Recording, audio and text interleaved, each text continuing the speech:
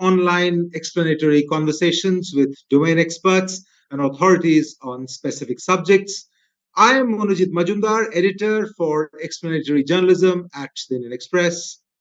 This evening, we are discussing the current state of relations between India and Canada, which took an extraordinary bad turn after Canada's Prime Minister Justin Trudeau said the Indian government may have had a hand in the killing of the Khalistani separatist Hardeep Singh Nijjar in Canada earlier this year.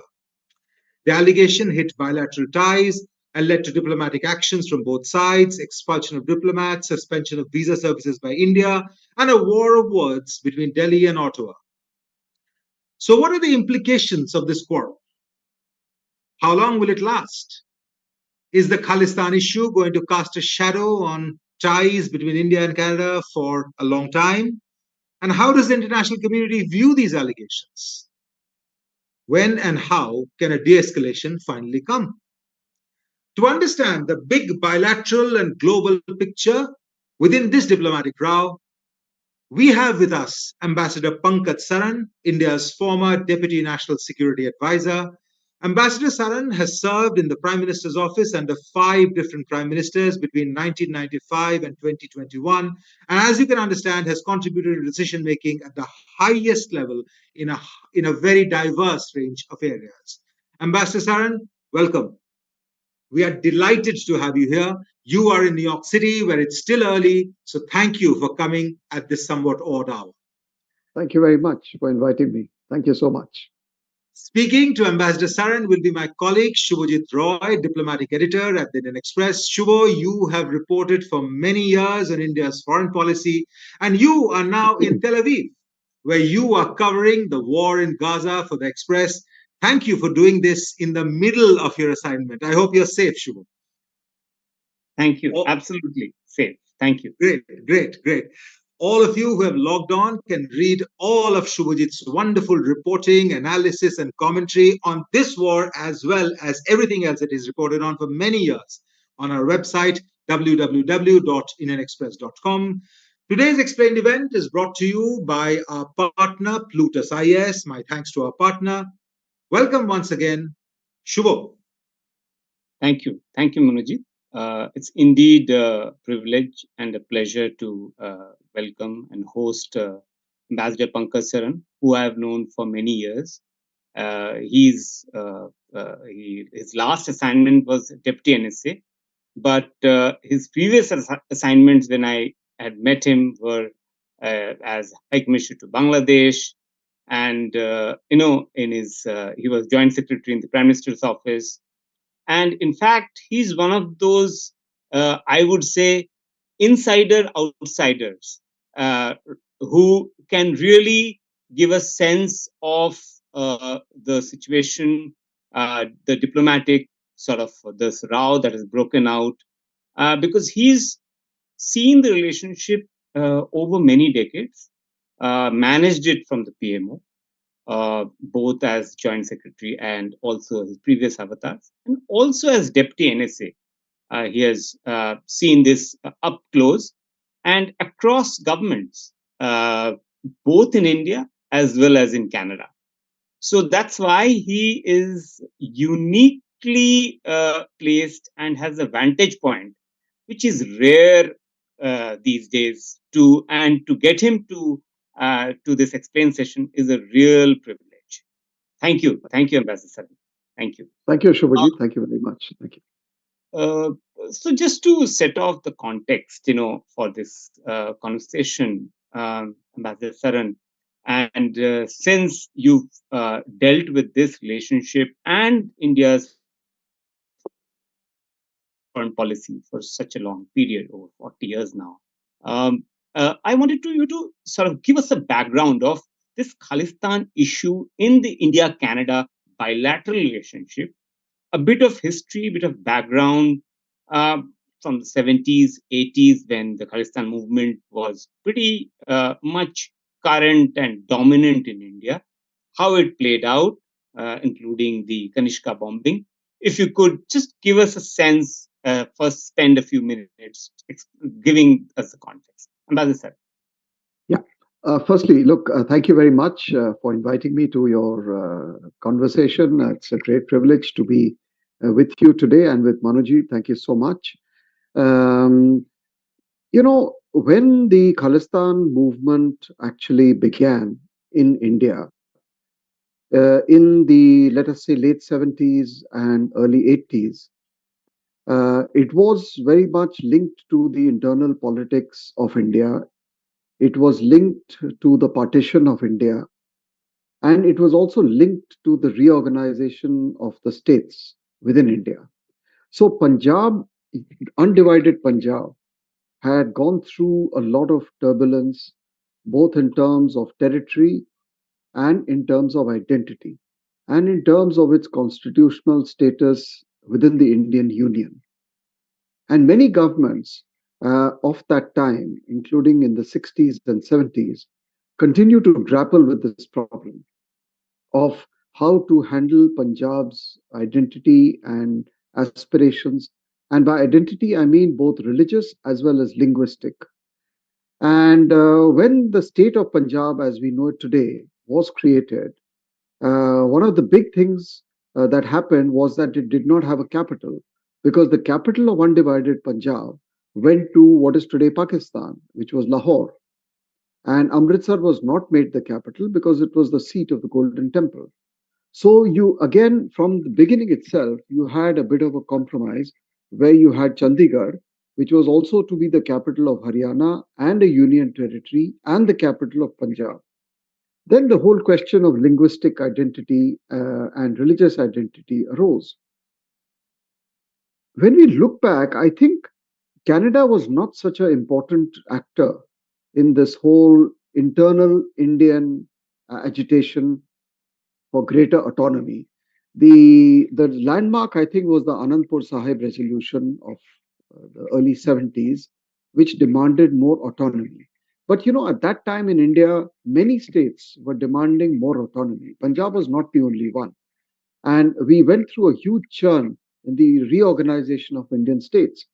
And at that time, Canada was not such a critical player. The entire action was taking place within India, in Punjab. But it got worse and worse over time, because the Anandpur Sahib resolution got linked to the internal politics of India, the role of the Congress party, the Akali Dal, and there were different leaders who actually came to the fore and started using the grudge and the disgruntlement for political ends. And finally, of course, we know what happened in 1984 when the Indian troops stormed the Golden Temple in June 1984. We have memories of the thousands and thousands of innocents who were killed, Hindus and Sikhs, in Punjab, right through from the early 80s till almost 1993-94. And in fact, Punjab was actually burning. We also are aware of the very, very critical role played by the ISI in Pakistan to foment trouble, to actually dismember Punjab, to sow the seeds of hatred between communities in India. And at that time, if you look at, say, Bidranwale and the others, we did not see any major wave of Khalistani activity coming in Canada. What we did see was a wave of migrants from India to largely the west coast of Canada, British Columbia, in search of agricultural jobs, in the timber trade, etc. Those were simply people who had gone there because of their desire for a better livelihood, and it was part and parcel of the overall migration, not just to Canada, but also to the United States, to the UK, and some other parts of Europe. The problem, I think, began and rapidly deteriorated in Canada, starting from the early 80s after Operation Blue Star in 1984. And I think the first big shock that we got and the world actually got was the bombing of the Air India Kanishka plane in 1985. And that is where the hand of the Sikh extremists came to the fore. And at that time, in the early 80s, we saw the very, very effective and lethal combination of domestic disgruntlement within India, the ISI, and the use of Canada as a safe haven for allowing these activities. And the whole story of Kanishka is actually a very, very sad story. 329 people, innocents, were killed in a bomb blast inside the plane while it was flying across the Atlantic over Ireland, over the coast of Ireland. And it took maybe more than 10, 20 years for the Canadian authorities to actually complete the trial and punish the guilty. And the worst thing was that everyone in the conspiracy was acquitted except for one person. And he was also charged not on the grounds of planting the bomb or conducting the terrorist incident, but on grounds of perjury. And so there were three of them. He was charged with perjury. The other two were acquitted. And out of these other two, one, Rupinder Singh Malik, was killed last year, also in Surrey, in British Columbia. And that death took place again under very mysterious circumstances. And it was believed by some of our agencies that even in his killing, Hardeep Singh Nijjar had a role to play because Malik was actually trying to uh, move towards a more moderate position vis-a-vis the Indian government and the Indian state. And the feeling was that his killing was a signal to the moderates in Khalistan and in Canada, and particularly in Surrey, in British Columbia, that we will not countenance any dissidents or any contrarian view. You are either an extremist and you observe the narrative and promote the narrative of the extreme Khalistani view, or otherwise you have no place. So, over a period of time, I would say over the last few decades, when we saw the peak of this Canadian connection in the 80s, it somehow subsided because after 1993-94, when things started to improve on the ground in Delhi, in Punjab, they were floundering. The movement had lost its focus, but it has erupted in the last, I would say, and it's progressively worsened in the last, let's say, 10 years at least, maybe starting from the early 2000s, and where the manifestation is seen in the form of the capturing of gurdwaras, basically in two provinces of Canada. I mean, British Columbia primarily and Ontario, which is where the bulk of the Sikh population lives.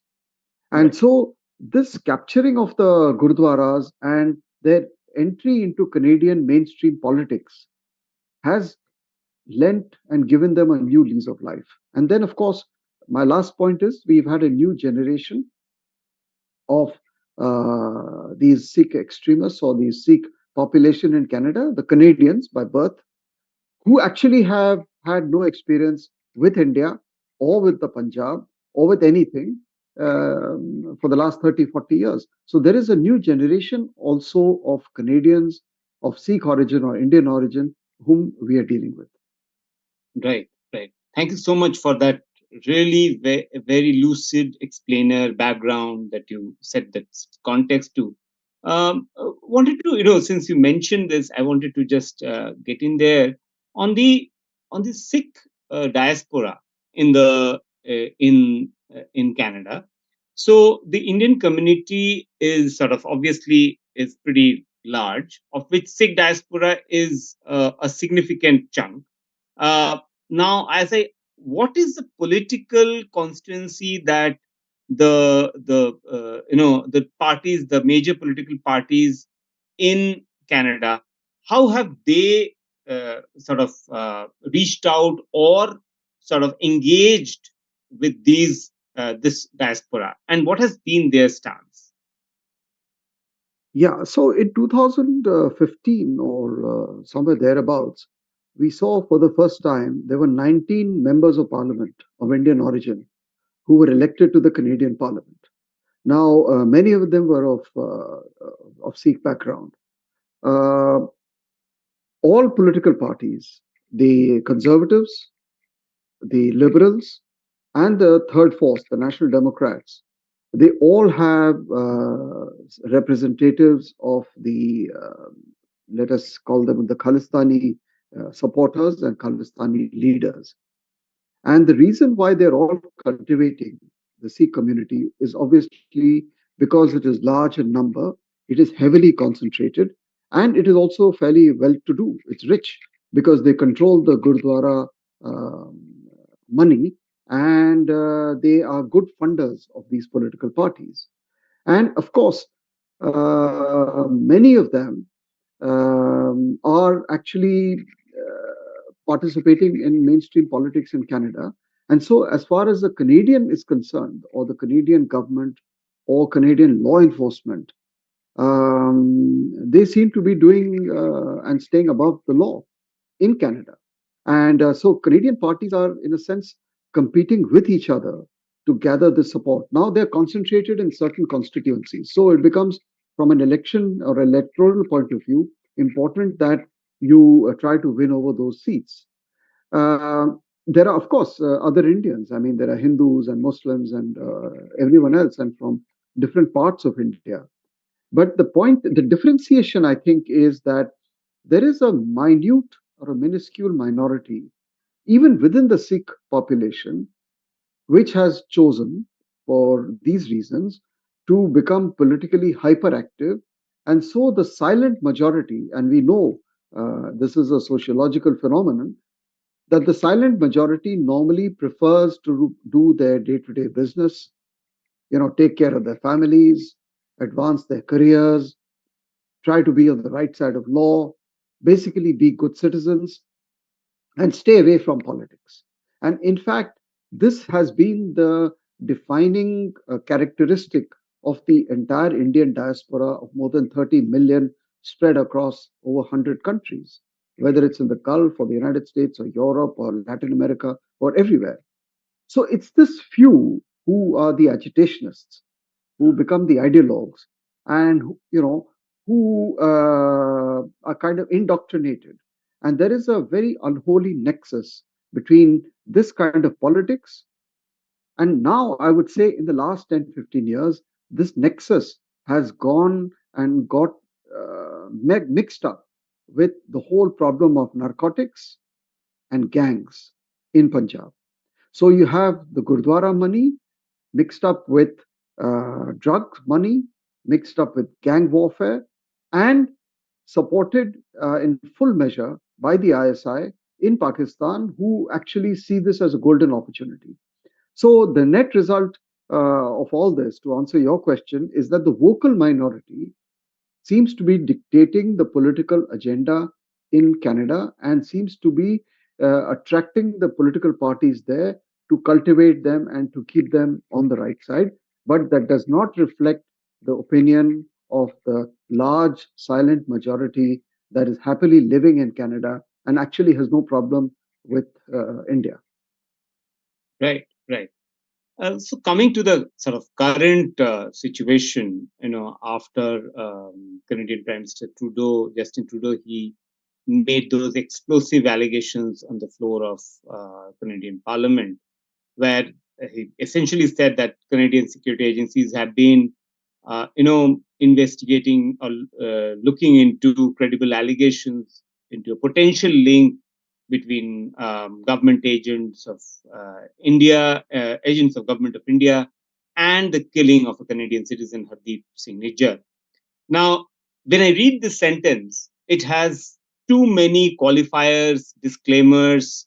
As someone who's watched diplomacy from the outside, it seems that it had too many disclaimers. It was too conditional to make a statement on the floor of the House, on the floor of the Parliament, with where accusing a country of a government of a country of orchestrating an attack on or a killing of a citizen.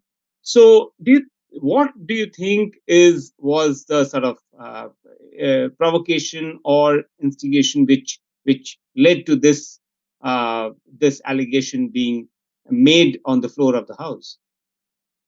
Yeah, so if I'd like to break this down, but on the provocation, it's something which actually we have to ask the Canadians as to, what led the Prime Minister to make this statement. I mean, what was it that went behind this decision? And did they not, or what were they expecting India to do? And how were they expecting India to react to such an allegation? Considering the fact that for the last 3-4 years, we have been in very intense discussion with the Canadians precisely on these kinds of issues. So, their agents, starting from his visit to India in 2018, and before that, I mean, in this particular, so firstly on this specific issue of Niger. The history is well known. The newspaper has published all the details. It's in the Indian mass media. If anyone cares to read anywhere in the world, they will get to know the full facts, which have not been contested by anyone, including the fact that what he was in Punjab, how he traveled on a false passport, how his applications were rejected, etc., etc. And a year ago, the Indian government had actually issued a red corner notice calling on, through the Interpol, calling for the arrest of Nijjar on grounds of terrorist activity. And he was a self proclaimed leader of the Khalistan Tiger Force or the Khalistan Liberation Force, one of these two. So the fact is that there was an ongoing private exchange of hard evidence which the Indian side had conveyed to Canadian intelligence and law enforcement agencies about Nijjar, saying, insofar as India is concerned, he is a wanted man and please give him back to us. We have an extradition treaty with you. I mean, one of the things which the Canadian government and the Prime Minister has repeated ad nauseum is this whole, commitment of Canada to the rule of law. But the fact of the matter is that Canada, more than anyone else, should know that there is both national law and domestic law and international law. We have a legally binding treaty with Canada on extradition. And he is therefore, the country is obliged to follow international law and respond to India's requests for extradition under a treaty. So therefore, the law applies both to national and international law. In this case, it seems that they have not even looked at their commitments under international law. So that argument being rule of law is invalid, and it actually speaks of complete double standards. The second thing is about the statement itself. I agree with you. It has so many caveats that, normally if you're not so sure, you wouldn't actually go out on a limb to make such allegations, because you cannot have a 2 or 3 sentence statement that is laden with caveats and qualifications. And that speaks of either the political motivation or the fact that you yourself are unsure of what you're saying. And the Indian government have put it on record that you tell us the specifics, we will be happy to look at it. And that remains the Indian position. And secondly, we have also put it on record that it is not our policy to engage in such activities on foreign soil or any soil. So it is not India's policy to engage in such activities which India is being accused of. So the whole thing appears full of lacuna and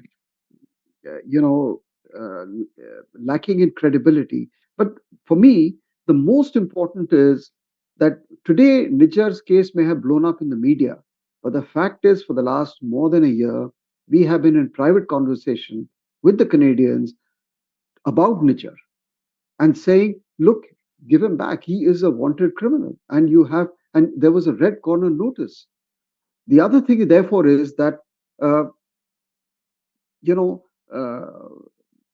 he may be a Canadian national. No one is questioning his nationality. The only point we are making is that from an Indian point of view, he was engaged in activities which were detrimental to our sovereignty, our laws. So if you have laws, we also have laws. So how do we then reconcile the requirements of meeting your laws as well as our laws? And all this didn't happen. And then we've also been sharing, by the way, with the Canadians, just to complete the picture, because there is much more to it than meets the eye. We have shared with them a list of several Khalistani terrorists through the Interpol, through direct corner notices, saying these are all people living in safe sanctuary in Canada.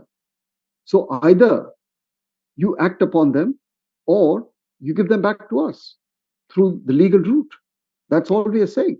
But the fact of the matter is, we have given you concrete documents, evidence, proof, but you're not taking any action. So we are completely justified in concluding that there is willful neglect of India's concerns and that you are providing a safe haven or an ecosystem which gives sanctuary to such people who then sit there and through use of technology mastermind killings, shootings, chaos in India and seek asylum and seek refuge in a foreign land. This is precisely what we have accused Pakistan of doing for the last 3 or 4 decades. That you provide, and this is unacceptable in today's day and age by any international standard. Yeah, absolutely. I completely get your point. But, so Indian government has obviously rejected these allegations, saying that they're absurd and motivated, and used this very, very strong language actually against Canada, almost equating it to Pakistan. I mean, the language, diplomatic formulation that one sees in Indian MEA spokesperson's statement or the executive minister's comments are almost, you could be saying the similar things about Pakistan as well. But I mean, how does the global community has also responded? Canada is a Five Eyes partner. It's also a G7 country. It's a very close ally and a neighbor of the United States. Um, how do you see the global reaction to these allegations? I mean, the international community would also see this as an allegation of an extrajudicial killing, extraterritorial killing by what is being alleged to be Indian government agents. How do you assess that? Look, as far as the international reaction is concerned, obviously, we live in an unequal world. I mean, whatever happens in a G7 country automatically gets prominence in global mass media, and it is for obvious reasons. If something would have happened in Yemen or Iraq or Syria or Afghanistan, no one would actually even bother to spend any newsprint time on what happened. So this is the first part of the story. The second part of the story, obviously, is that yes, Canada is part of the Western Alliance. They're part of the Western Military Alliance. So it would be logical for its allies to actually stand in solidarity with Canada. My own feeling is they have done that, but they've been also very careful in the kind of words they have used. The United States has started with caution, but in the first few days, their position evolved and they became more kind of frontal about the need for India to cooperate. But overall, when you look at their allies, whether it's the United Kingdom or the others, they have been cautious. And we expect that. I mean, it's not a surprise. On the incident itself, we have obviously rejected the allegations of any Indian hand. And actually, there is a lot of concern in India that instead of recognizing India's grievances and the Indian viewpoint, which we have been telling the Canadians and the Americans and the British and the Germans for the last many, many years, including giving dossiers and including giving concrete evidence and proof, we have not found much satisfaction in terms of their response. And this business about India interfering in someone else's affairs is actually quite absurd, because it is India which is the victim out here, where we find that foreign nationals, in this case Canadian nationals, are busily interfering. Interfering is a mild word in India's internal affairs. They are masterminding, they are plotting these gang wars, these drug-related syndicates, the killings of Moosewala last year in Punjab. All these didn't happen through benign actions. These were actions intended to sow chaos in India and any government in India, whether it is the current government or the previous government or any other government, will have no option but to take every step to protect India. So I would say the international reaction is there, but again, there are double standards, like I told you. I mean, we all know that it depends. It doesn't matter which word you use, whether you use the word assassination, extrajudicial killing, extraterritorial killing. The fact is that Western nations have, for their own self-defense, have used these methodologies to exterminate, in their eyes, enemies of their state. I mean, for example, the Iranian military commander Qasem Soleimani was shot dead in cold blood in his jeep.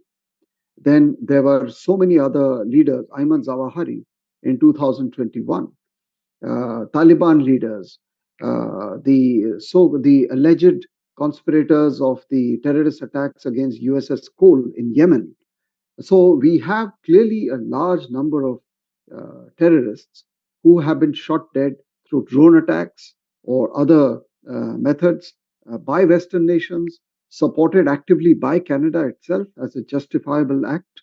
And I'm not even getting into the whole territory of how Hamas leaders, for example, have been shot dead and assassinated outside in third countries. So, so even this business about extrajudicial killings, extraterritorial killings, is not something which the West has not practiced as a matter of policy. Then I'm not saying we have done it, but what I'm saying is this is again another example of double standards. And I think as India, we have, we have to talk about equality in terms of how all incidents are treated without getting into these kind of differentiations between who is a good terrorist, who is a bad terrorist, who is an alleged terrorist, who is a proven terrorist. We cannot, the fact of the matter is, if Canada had not given such sanctuary, if they had not created this convenience of a human bridge between Punjab and Canada, where you commit a crime in Punjab or in any other part of India, and you have the satisfaction of a safe sanctuary in Canada, if they had not been kind of an accomplice in this whole syndicate of terror, drugs, violence, gang wars, Hawala transactions, then we would not have reached this stage. And all we are asking Canada is, please help us to deal with these people. because we are not asking you to touch the 95% of the population there. I mean, we are talking about a handful of people who have a proven record. And we are saying that as fellow democracies, as people who are otherwise, as countries who are otherwise close friends, share close values. Um, I mean, if you're a democracy, so are we. So, what is preventing you from responding to our entreaties and our repeated urgings to you under international law, and this constant rebuffing of India's pleas and evidence that we are giving to you repeatedly year after year. And if you talk to, and I have spoken to some of the victims of the Kanishka bombing, you cannot imagine the sufferings they went through. So, acknowledging that there is a problem which is affecting, let's say, a partner, you yourself say that India is a partner country, is a friendly country. What is it going to take for Canada to be more responsive and sensitive? I think that really is the core of the issue. Right, right. So this diplomatic standoff that has started since the allegations were made by the Canadian Prime Minister, we saw expulsion of diplomats. Then, travel advisory was issued by India. After that, visa services have been discontinued, suspended for the time being. And there is a cost to the impact to the bilateral relationship because of these allegations, which are serious in nature. So, if you could give us a sense of, you've been ambassador, high commissioner in places, and in a situation like this, what is the kind of impact that has happened, and what do you think is the to undo, or when diplomatic such positions are taken, when they're hardened, then it is always gets difficult to unlock them as well. So, if you could give us a sense of the impact on the India-Canada bilateral relations. Yes, sir. I think the India-Canada relationship, unfortunately, has been going through troubled times ever since the Liberal Party took office in Canada. I mean, we had made fairly good progress with the Conservatives under the Prime Ministership of Stephen Harper, and there was a visit by a former Prime Minister to Canada. Both the Prime Ministers at that time actually visited the Kanishka Memorial in Canada. They paid homage. There were breakthroughs, for example, in the civil nuclear That was a field. very significant moment where Stephen Harper, the Canadian Prime Minister, went to the Kanishka Memorial site, and I think expressed sort of regret at the. There was some kind of a regret expressed. It wasn't actually reflected in black and white, but what was reflected in black and white, very significant, was that in the joint statement issued during that visit between India and Canada, if you read it, the very first point before everything else mentioned how the two prime ministers went to the Kanishka Memorial. I mean, after that, everything else flowed. So the positioning of this right at the top was, in a sense, actually coming to terms with that very bad phase of the history. And it was a Sikh Prime Minister from India. The Sikh Prime Minister. And he went there and he was received, and he met a lot of Indian Sikhs there, or Canadian Sikhs. And Dr. Manmohan Singh we are talking about for our audience. Yeah, yes. Exactly. Yeah. So he met a lot of the wide cross section of Canadians of Sikh origin, Canadians, and it was I would say almost like a turning point in the relationship. I think what has happened is, with the current government supported by the National Democrat Party with Jagmeet Singh Dhaliwal, who is the leader of the NDP, this government and this Prime Minister have particularly seem to be heavily reliant on the Khalistani kind of support base, and they are reluctant to take any actions, as we have already discussed. And because of all this, and because of the complete, I would say, non-responsiveness to the Canadian by the Canadian security and intelligence agencies to Indian concerns, the relationship already was passing through a fairly difficult phase in the last 4 or 5 years. And uh, this trouble was brewing. It was under the carpet, but it was brewing. And we did not see any efforts. So now, why we didn't see any efforts is either because, maybe it's our fault that we did not communicate sufficiently. But as I said to you, we communicated more than any government would have communicated. Or that there was. Because you were the deputy NSA, so you would know. Yeah. So I can speak from some experience there. We did not spare any effort to put across what we are doing. In fact, even for some time, we actually even revised the blacklist of visas to enable Canadians to travel to India, whose names were earlier on the blacklist, in the belief that if they come to Punjab, if they come and see India, they will actually get to know the real picture rather than be fed on the propaganda and the utter nonsense that is being taught to them in Canada. Engaging with the moderates, engaging with the engaging diaspora. with the moderates, engaging with the real people. I mean, the 20-year-olds, the 30-year-olds. You come and see. I mean, where is this, fantasy that you're talking about? Where does it exist? So the relationship, what I'm saying, was already in trouble.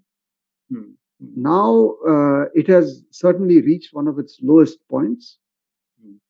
The choice for this is not India's. It seems to be the Canadian choice.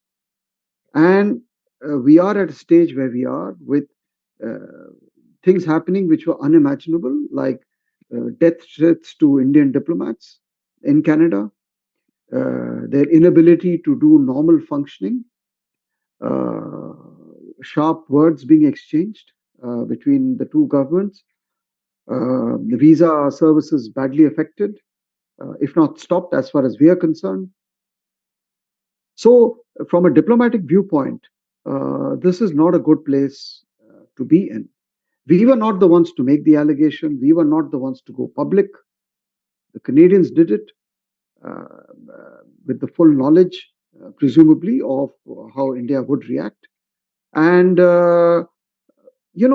the fact of the matter is you still have, there are certain other realities to the relationship. You still have about 1.4 million Canadians of Indian origin living there. You still have, I think, 400,000 Indian students, or at least 40% of the student population in Canada is from India. These are realities. They're living perfectly happy lives. I mean, they have gone there by choice. Canada is their choice of destination. And they're making their lives there, their careers there. And all that is also happening. It is just this little minuscule poison. So the question is, then you have, of course, you have the trade and investment relationship. Canada is by far one of the richest countries in the world. It is the source of some of the biggest natural, mineral, and energy resources in the world, including oil, gas, uranium, lithium, timber, even fresh water. I mean, there is nothing which Canada does not have, which India might need. So there is a lot at stake in the overall bilateral relationship. But I think for any government, what comes first is to ensure your national security. That is non-negotiable. If you are not being the partner I expect you to be, then it becomes almost impossible for me as government to pretend as if these things don't matter, and then I can do the rest of it. So yes, there will be a cost to pay, there will be a price to pay, but we just want to use this incident to settle some basic issues and the rules of business between India and Canada before we move forward. And I think there is no desire or intent on the part of the Indian government to escalate or to blow this up or to continue this controversy.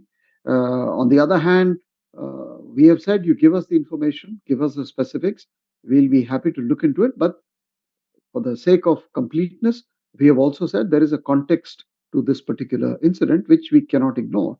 So I don't think we are in this business of escalation or of continuing this difficulty, but it has disrupted the interstate relationship.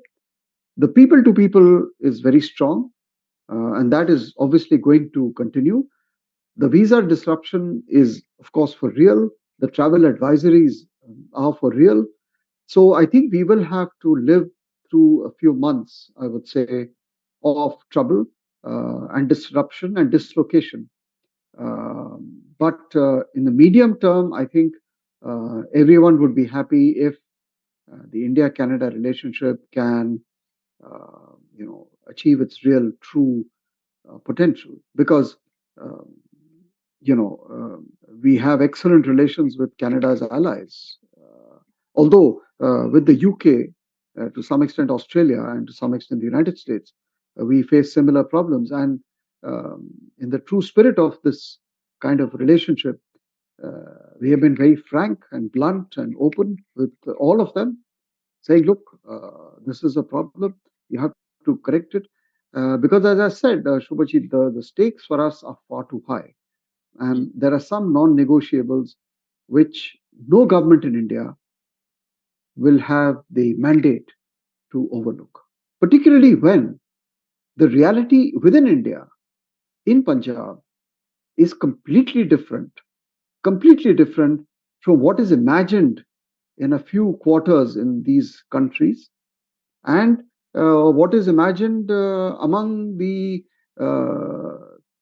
current generation of citizens of these countries, who may be, let's say, 20 years old or 30-year-old, who may have never visited India in their life. And this cry or this movement for this fantasy homeland, what is it for? I mean, are they not happy with the homeland they have already got in Canada? Do they want a second homeland? I mean, if they get this homeland, will they come back? Will they drop the Canadian citizenship and migrate back to this fantasy country which they will create? And, so there are so many aspects of this whole thing which make no rational sense at all. Right.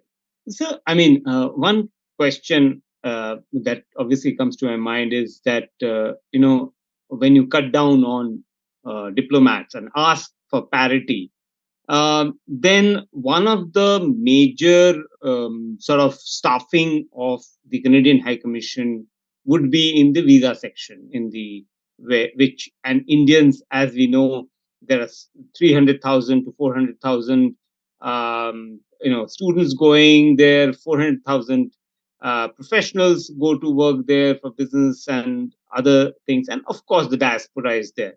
Now, you've been in a ambassador, high commissioner in a country where India probably runs one of the biggest visa services in Bangladesh.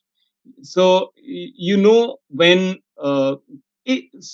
how visa is such an important tool for people to people connect, for diplomacy. So now, by cutting down, we're asking Canada to cut down on its staff. Don't you think it will affect the visa services, and it will affect India's own people? Because if they can't get visas on time, the visa processing times become more. So it actually will bite its own people. So how do you sort of see this kind of move by the Indian government? Does it does it really pass your test of a diplomatic action for your own people? Yeah, visa is an important tool of policy. Now, as I told you, we also use the visa policy to open it up for Canadians to come and visit India, and especially those who were earlier blacklisted.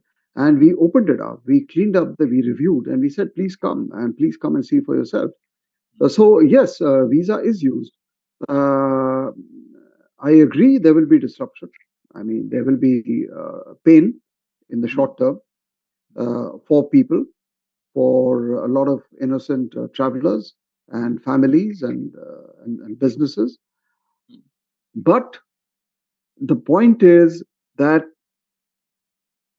you also have to understand that at some stage, we cannot have a situation where uh, we have a kind of a nexus between issuing of visas, the whole system of political asylum, seeking refugee status, and developing this very, very,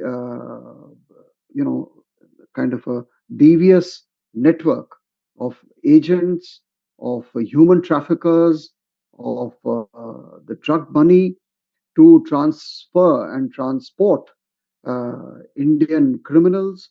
We do not want a situation where you commit a crime or a murder or an assassination or a terrorist incident in India, and you go here, apply for asylum on some imaginary grounds of discrimination, and off you go to a safe haven. And you go there and you join these syndicates and sit there and mastermind this mayhem and violence and killings and destruction in India. So that nexus has to be broken once and for all. Secondly, yes, there will be delays in visas, but I think people have to understand that the you know this is going to take time. So if they are so keen to leave India to look for better lives, maybe they should find different and other alternatives, other destinations, or just make their lives in India like everyone else. I mean, um, and there is, of course, a massive disparity. I mean, as far as I know, the strength of the Canadian diplomats in India is 3 times the size of Indian diplomats in Canada. So, it's a huge, vast network and a huge visa business that they're running out here. And so, until we clean up this whole visa business and are able to discern who are genuine visa seekers and travelers from those who are misusing the system, we have to, I think the time has come to pay attention to all this. Right. So we'll now move to the questions from our audience. And the first question is from Ms. Yukti Gupta.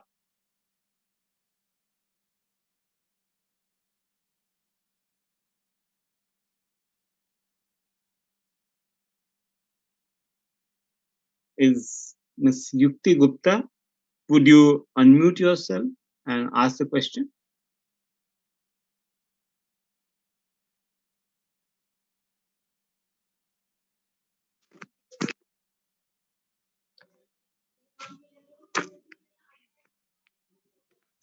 Ms. Gupta, can you hear me? Yes, Yeah. I can hear you. Good Yeah, evening, please. sir. Good evening. Please go I ahead. just wanted to ask that I want to know your opinion about that. How do you think that the right wing nationalism in India and Sikh extremism having a tacit approval in Canada can reconcile each other without destroying India's strategic bet on West to counter China? Yeah, I don't know whether I agree with the terms that you have used, but what I would say is that India is, at the end of the day, a pluralistic society of 1.4 billion people. The total population of Punjab is about 30 million, which is almost the size of Canada.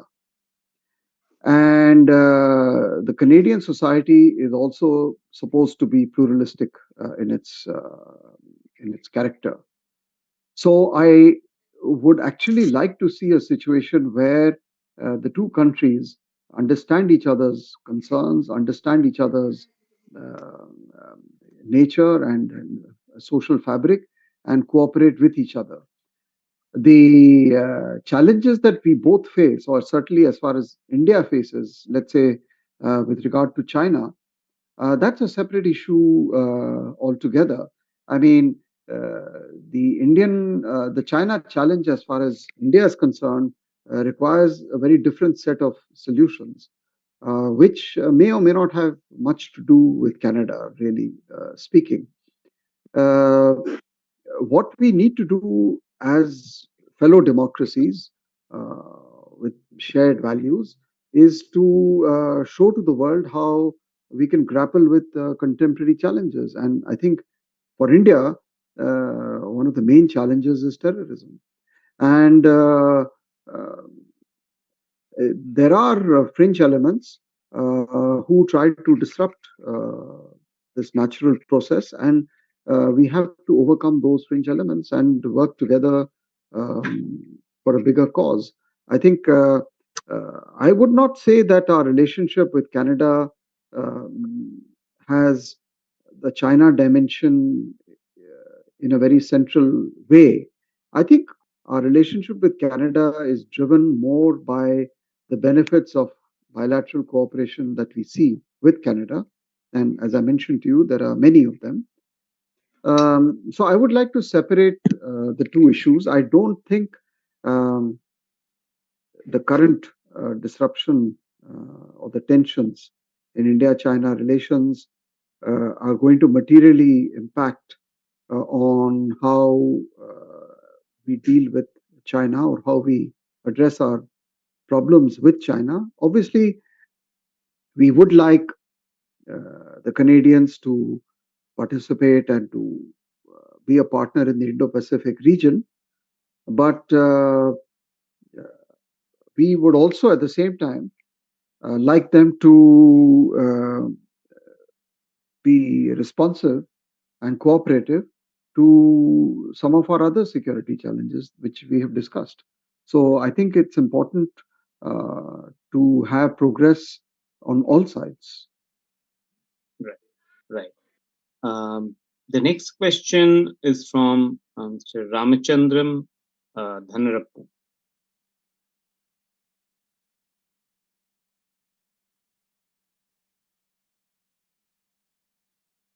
Mr. Ramachandran, if you could unmute yourself and ask the question.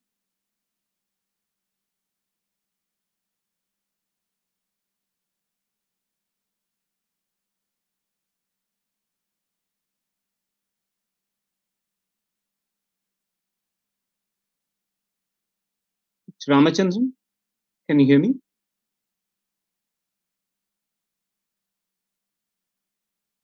Should we? So I'll move on to the next question now. Yeah. Swastik, Mr. Swastik Madake.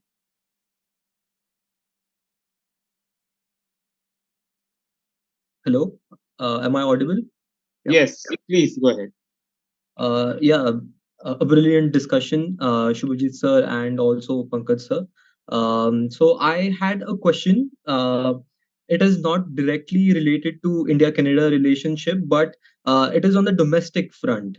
Because as you said, it is very necessary to see into the people-to-people relationship that we have with that these countries have. And so when this phenomena like a Khalistani phenomena happens, it is very important to see that dissemination of these kind of ideas doesn't take place in through technology and all, especially among the youth. And what we have seen is that this whole phenomena in the recent years, if we go back a little bit in time, then we see it, the whole Amritpal Singh episode. Then before that, we had the Deep Sidhu accident and all. So it kind of hints that it was somewhere connected with even the farmers' protest. So my question is this: that when these kind of domestic politics or mass movements happen, and where the external elements have this whole cause of disgruntlement with the minority community, how can this become a factor, a domestic factor in aggravating the whole phenomena, and what the government needs to be mindful of in this particular situation? Yeah, look, we are unique as a country because we have so many Indians living abroad.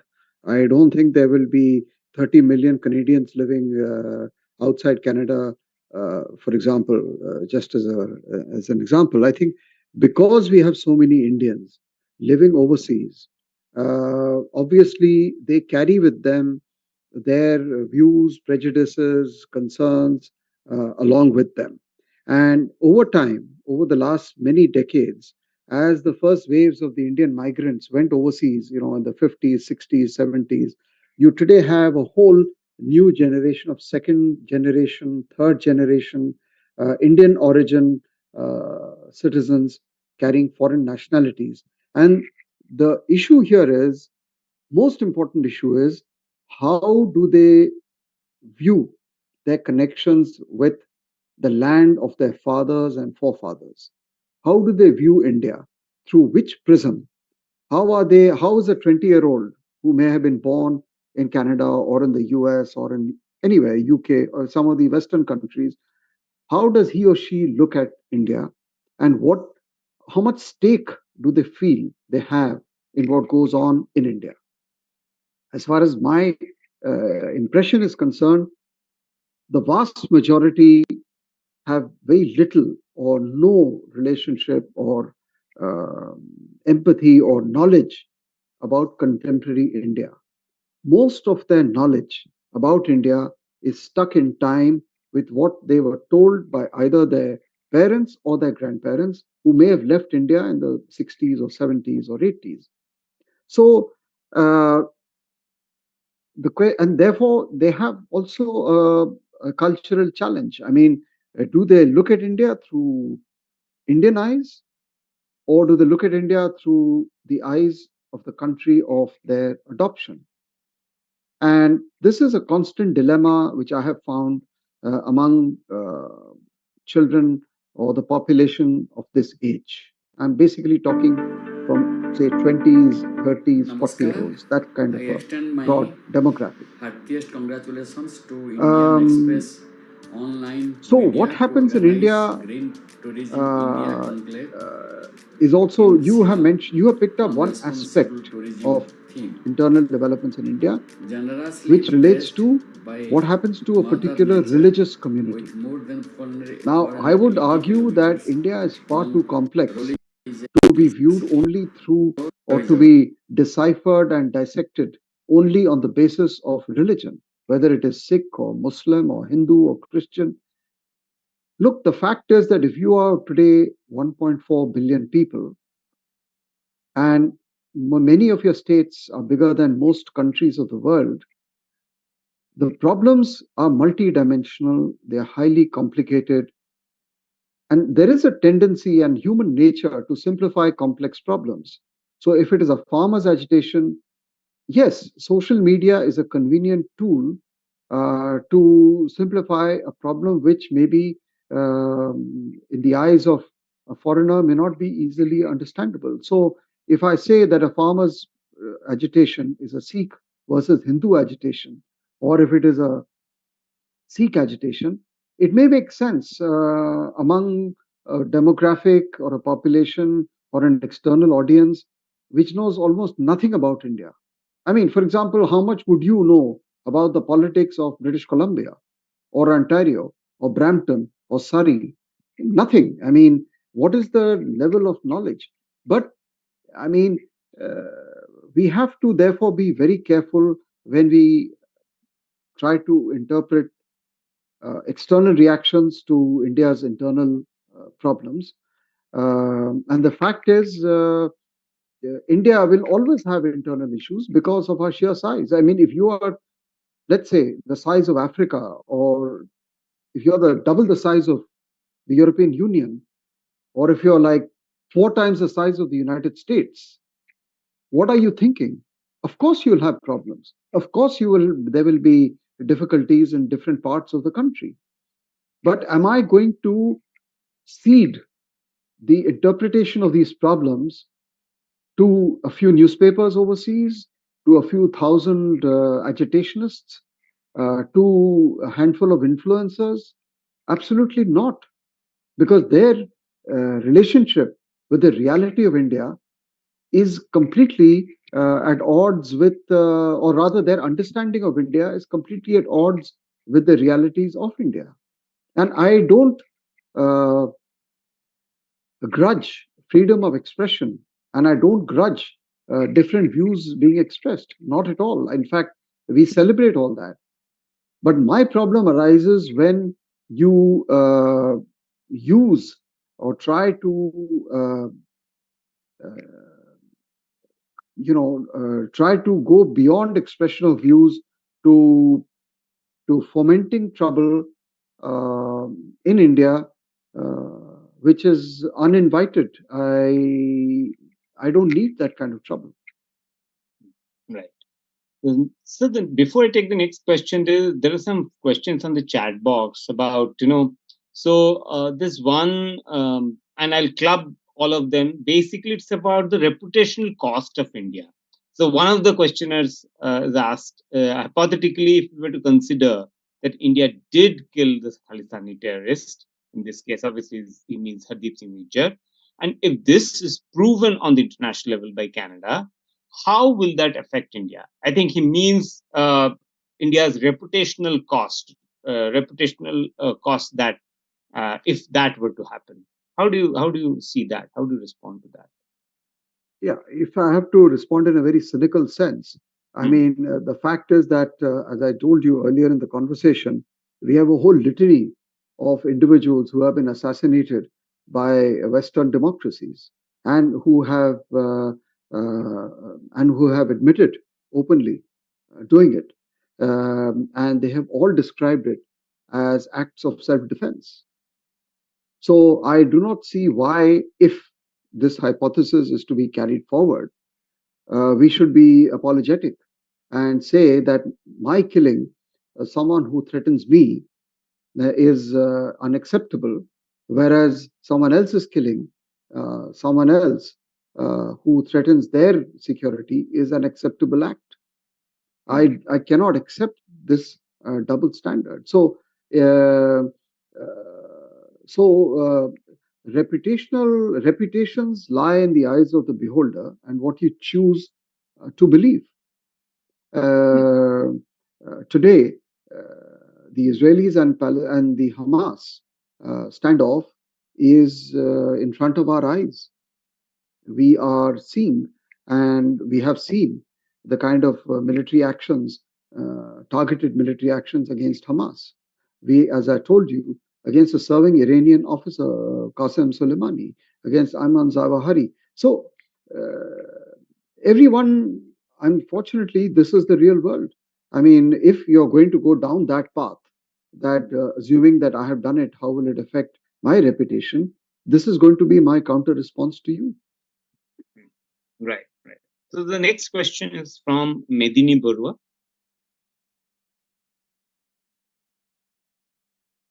Yeah. Shubhajit sir. Good morning, Pankaj sir. So my question for today basically is, why does the Canada government, they welcome the Sikh separatist leaders with open arms and giving them special status, and whether that is basically like, the Canada government is aiding the illegal immigrants, and does it remains a crime in Canada? Yeah, so certainly, as I said, I think the political asylum system in Canada is being misused by people from India. And this is hopefully something which the Canadian authorities will have to firstly accept, and then secondly, find a solution to. Because if someone comes to you and says, I'm being discriminated against, who is that judge who is going to determine whether the contention that you're being discriminated against in India is correct or not? That is a determination being made by the same person who is actually going to give you the visa. There is no court of appeal. So we are here totally dependent on the virtues of the Canadian system. Now, if that system is being subverted or is being misused by a complex battery of international immigration lawyers, by the networks, by human traffickers, etc., then obviously it is getting perverted. So, secondly, the fact of the matter is that the vast majority of those Indians who have chosen to make Canada their home and to make their lives in Canada are leading perfectly normal lives in Canada. They all have, uh, good jobs, good lives, etc., etc. We are here talking about that minuscule minority who claims, now the problem is they claim to be speaking on behalf of the silent majority, and the nature of the game is such that it is the vocal small minority which then dominates the airwaves and which dominates the politics of that country, because the rest of the people are busy just going about their day-to-day business. They really do not want to get into this, this kind of a very toxic mixture of crime, terror, drugs, gangs. They don't want to do all that. And they don't want a homeland. I mean, this business about a homeland, it just defies me. What kind of a homeland are you looking for? And assuming, let us say, that you get the homeland, what are you going to do with the homeland? I mean, I thought Canada was your homeland. So you don't like that homeland? I mean, you had a homeland, you left it, you found a new homeland in Canada. Now you're there, you're again fighting for some homeland. Suppose you get this homeland, suppose you get a Khalistan, the beautiful capital, maybe in Lahore, because Lahore was the capital of the empire of Maharaja Ranjit Singh. It was not Chandigarh or Amritsar. Are you going to come back? Are you going to then migrate back from Canada to this homeland? And for whom? And in whose name are you asking for this homeland? In the name of those 30 million citizens in Punjab? I'm not even talking about Pakistan, Punjab. So this whole thing is a big hoax. We should not buy this argument at all, because it makes no sense from any point of view, from a rational, from a legal, from a social, from a psychological, from an emotional. This is just it makes no sense. So yeah, the what we are telling the Canadians is, listen, we are not talking in the air. We are giving you proof. We are giving you concrete. We are going through the Interpol, which is an international police organization. The Interpol, not India, is issuing red corner notices. We are not issuing them. We are approaching you through the extradition treaty. We are following all the rules of the game. And yet, there is a zero response from you. And please explain that to us. And I think they're not able to explain that to us. Right. The next question is from Pratima Agnihotri. Pratima Agnihotri, could unmute yourself and ask the question. Yes. Yeah, good evening.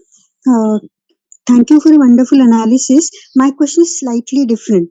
I'm trying to suggest that actually, whatever happened was a drug cartel issue within Canada, and since they cannot manage it at their own level, it's hitting their own economy, their own society.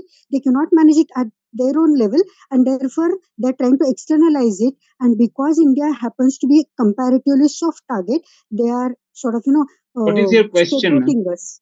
They are scapegoating us. Is that analysis right?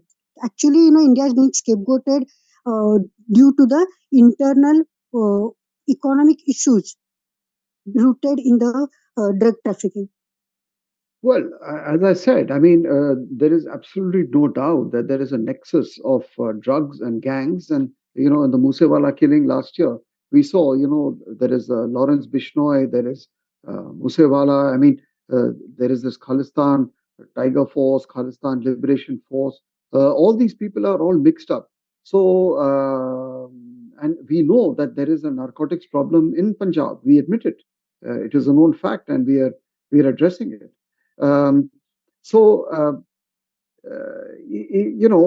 I'm not sure whether the Canadians are making India a scapegoat. That might perhaps not be so true, but um, this seems to me to be more related to their domestic politics and to the fact that there are gangs, there are international criminal syndicates which are operating out of Canadian soil, and Canada is unwilling to meet the threat frontally because they perhaps are underestimating or they do not acknowledge these existence of such activities on their soil. And it is a grave mistake that Canada is making because we know from experience that if you permit such activities and if you turn a blind eye, then at some stage these activities will come to bite you. And all we are saying to them is wake up, listen to us, cooperate with us, and so that we can jointly tackle these elements. Because there is no real other way in which we can go. Because if you do not work together, I do not see which direction this is going for Canada, at least. Yeah. The next question is from Lohar Park. Is my voice audible, sir?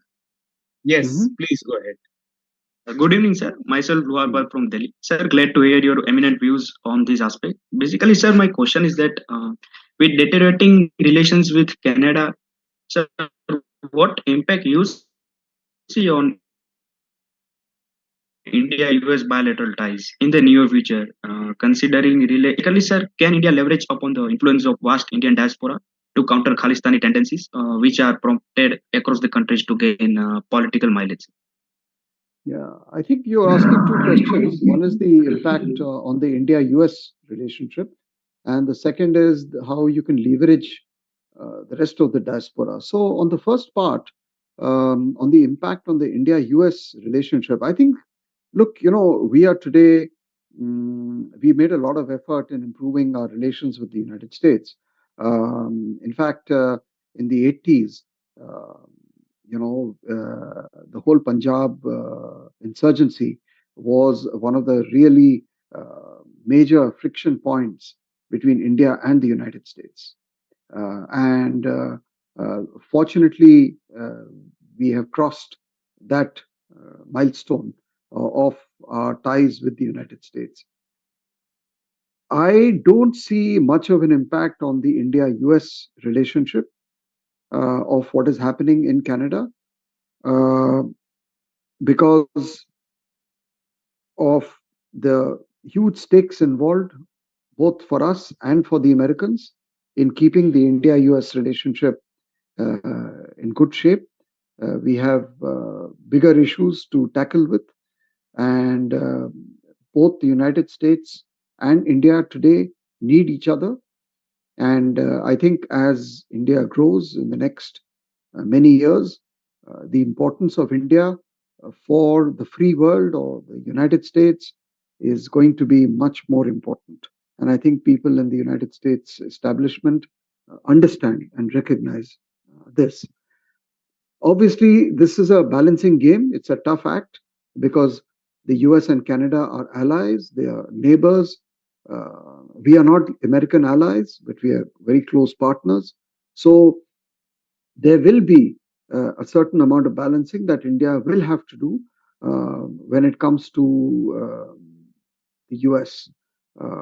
And we've heard public statements from the United States on how India should cooperate with the Canadians, etc. And we've told the Americans that we are willing to cooperate if we are given concrete information. So I think we will approach this whole problem in a very mature and dignified manner, but with absolutely zero tolerance for the preservation of India's unity and integrity, because of the simple reason that under no circumstances will India or any government in India be willing to go back to the bad times, the 80s and 90s. That simply will not be tolerated.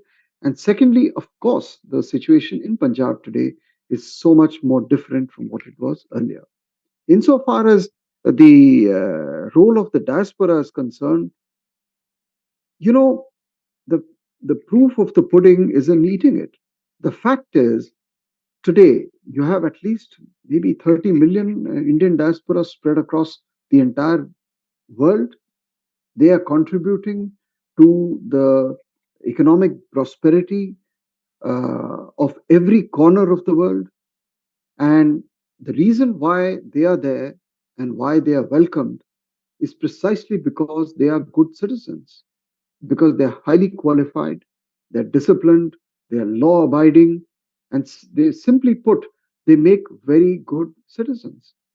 So whether it's the Gulf, whether it is Europe, whether it is the US, whether it is the Caribbean, whether it is Southeast Asia, uh, you know that Indians are there everywhere, uh, in all walks of life, at all levels, and they are contributing to the wealth and prosperity of the world. So um, to the extent that they can help, uh, I'm sure they are helping. And they are in the political life of some of the other Western countries, and they are actually playing a very concrete and positive role. Insofar as the Canadian Indian diaspora is concerned, my feeling is that everyone knows, if you talk to them one on one in private, they all think that this is unnecessary complication in their lives. They do not support it, and they want to, go ahead with whatever they are doing. In public, some of them have come together to oppose the few extremist elements, but broadly speaking, I think they are largely taking a silent position. It is not as if they support the agenda of the few. Mm, How much they will be willing to go out and start demonstrating on the streets and agitating is, at the end of the day, an individual choice. Most average people do not want to actually get caught in these whole sordid and unpleasant and criminal infested kind of activities. Normally, no one would, that's the human nature. So my last question before I wrap up, and that's also there in the chat box, by asked by Arsh Sahai, and that would have been my last question anyways, is he's asking what could be a set of possible steps to de-escalate the current diplomatic situation with Canada. Look, if you want to go to the bottom of this issue on this particular Nijjar incident, then what we would expect is evidence, an inquiry, and publication of the inquiry as to what it shows. That's one way. Number two, some acts of good faith on the part of the Canadians to respond to the several dossiers and red corner notices that we have issued, saying, okay, look, we accept your contention and we return these people to you, or we do not condone violence in India that is promoted or planned or plotted in Canada.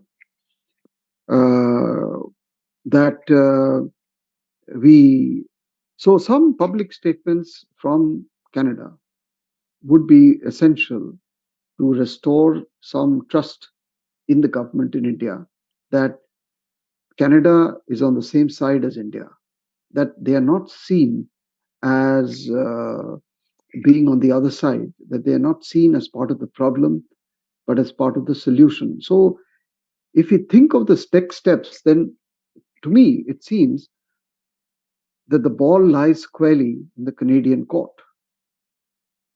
It does not lie on the Indian side, because you have made the allegation. You need to back it up with certain facts. India's part of the bargain is that if we get these facts, we will investigate. But that's one incident, one issue. But what happens to the bigger issue of the others who are all there, whose names and details we have given to the Canadians? What's going to happen to them? So today this has happened. Yesterday it was Kanishka. Day before it was something else. Who knows that tomorrow something else may not happen? And are you going to give us the satisfaction that you will not serve as a safe haven for an Indian who commits a crime in India to catch the next flight to Canada and disappear, and then use Canada as a base to create more trouble for India? So I think whichever way you look at it, the onus seems to be on Canada to de-escalate and to diffuse.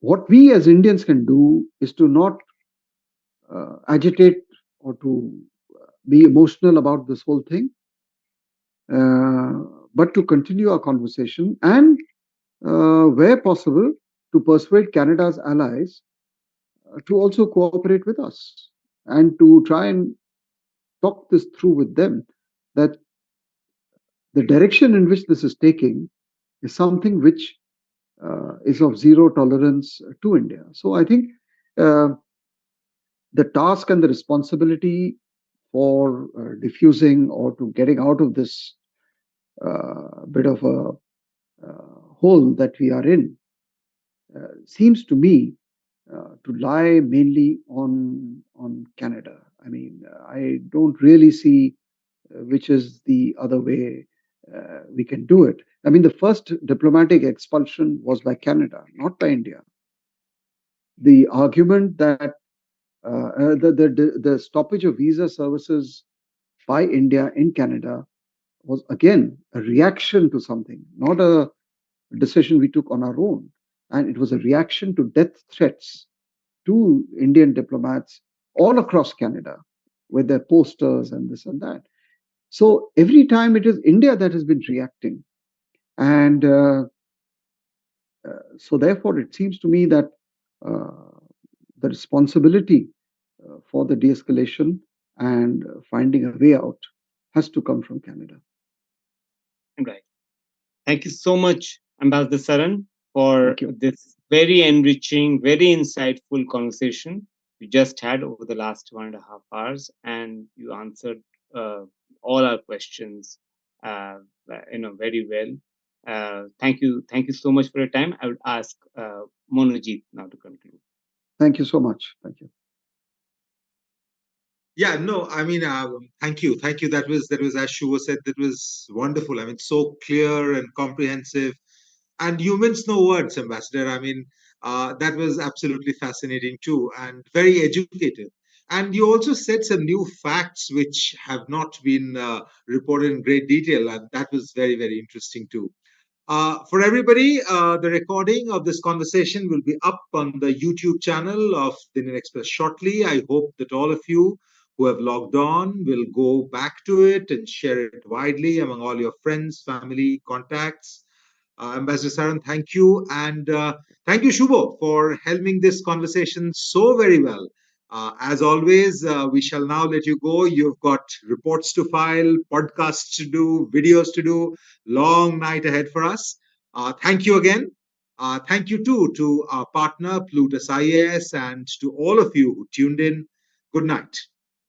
Thank you. Thank you very much, Manojit and Shubhajit. Thank you so much. Thank you.